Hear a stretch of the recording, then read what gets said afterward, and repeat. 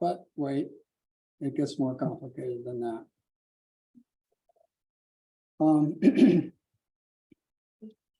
The Bitcoin environment always wants to make it almost impossible to create blocks.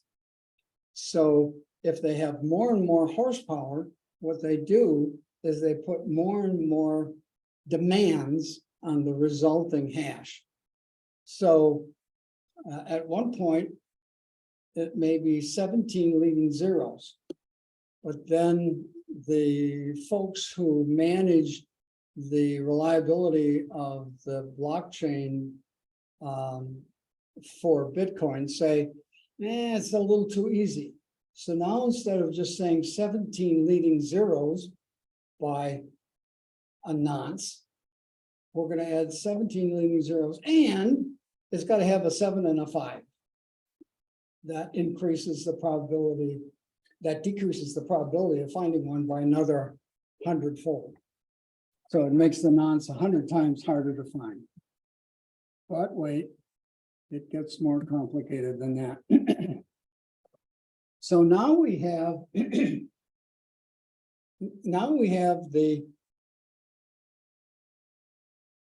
block hash. It's a single hash, and it starts with 17 leading zeros. So now that part is done. We now have that hash.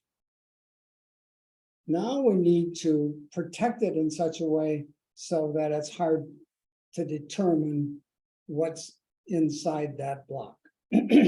So this is where it gets really, in some sense, even crazier. You know, I have a bachelor's in math and a PhD in engineering.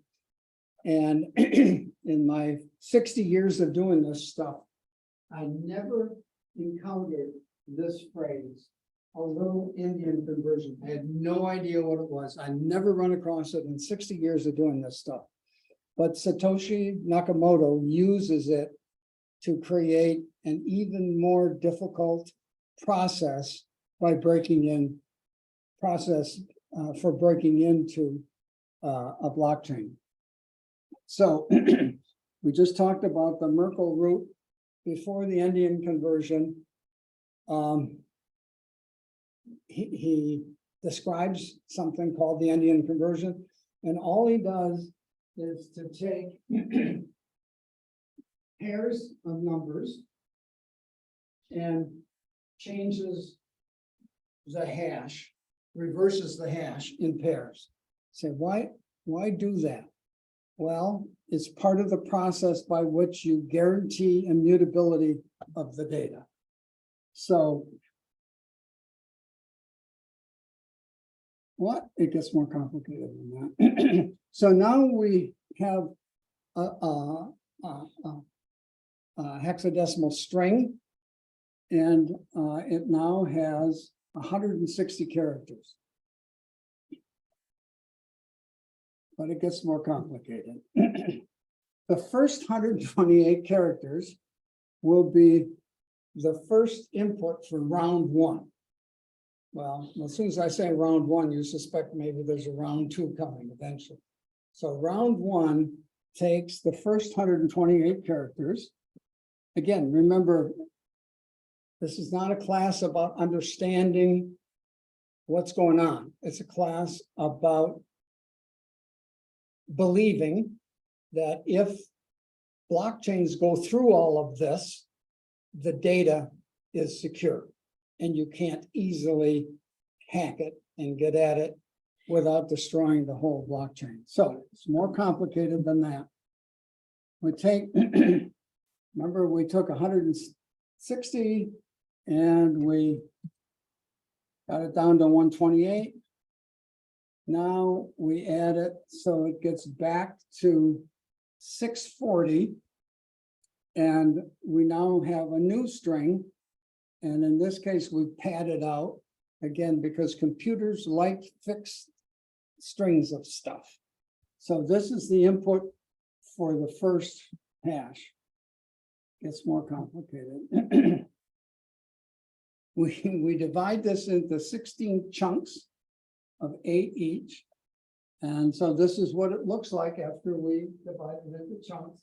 And this is where we start another round of hashing. More complicated. And this is where, basically, this is where my eyes begin to glaze over, because the next 4 or 5 steps are just so embedded in the complications of the mathematics and the encryption. And remember, it probably wasn't fair, but I put a little circle in that diagram that said mathematics and encryption. It was only about this tall, and it is all of this stuff. So we start hashing. It gives us brand new values for the chunks. We now have 64 chunks, and now we're ready for the main hashing algorithms. So another thing he does, and again, I don't expect you to really track much except the complexity of what we're going through. So he takes these chunks. Remember, this is in a paper that was written in 2008. He labels the chunks from 1 to 64.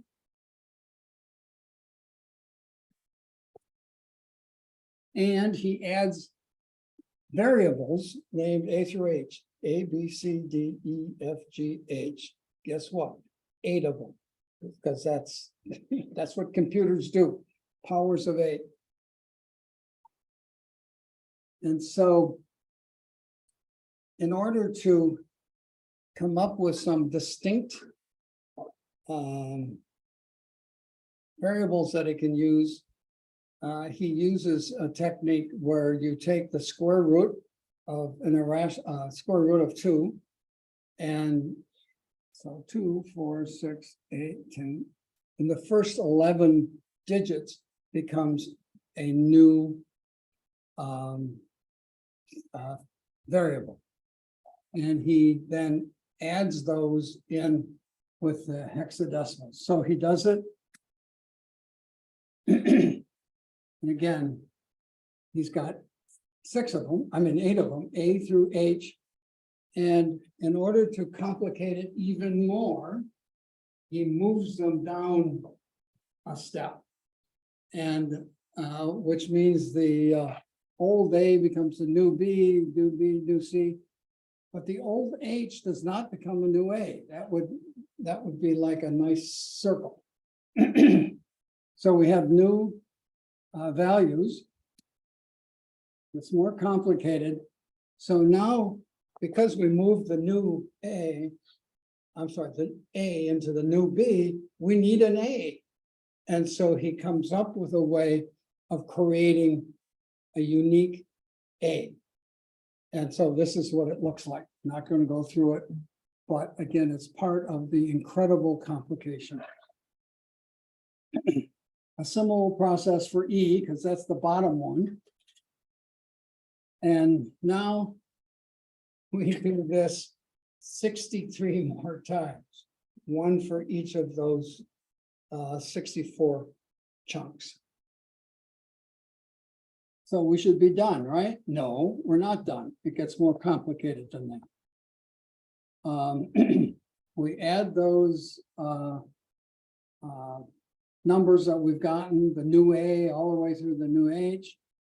And these actually, if you look at Bitcoin block 34,592, Patrick could do it.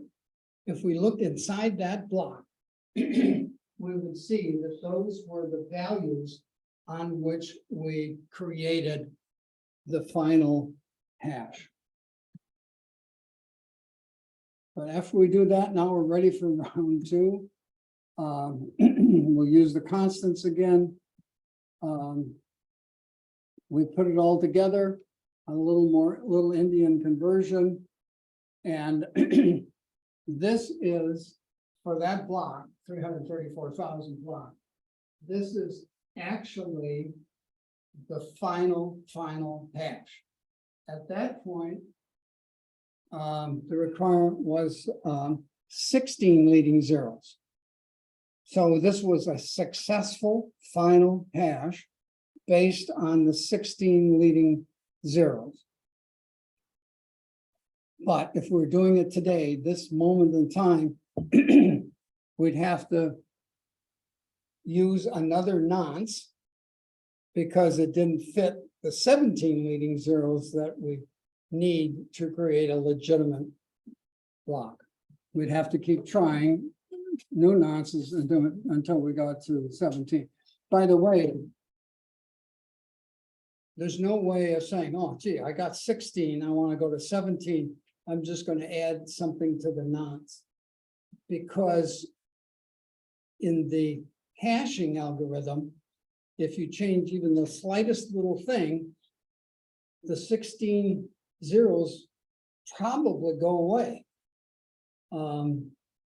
Because there is no pattern. Every new hash is a brand new hash.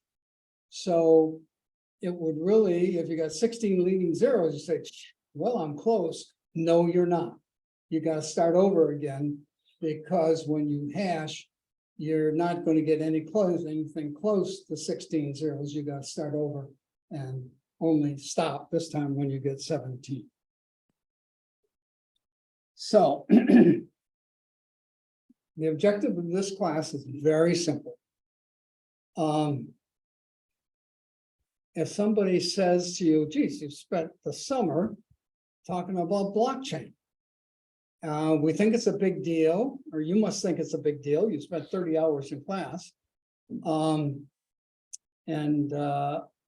would like you to be able to say, as we said on the midterm, what's the big deal?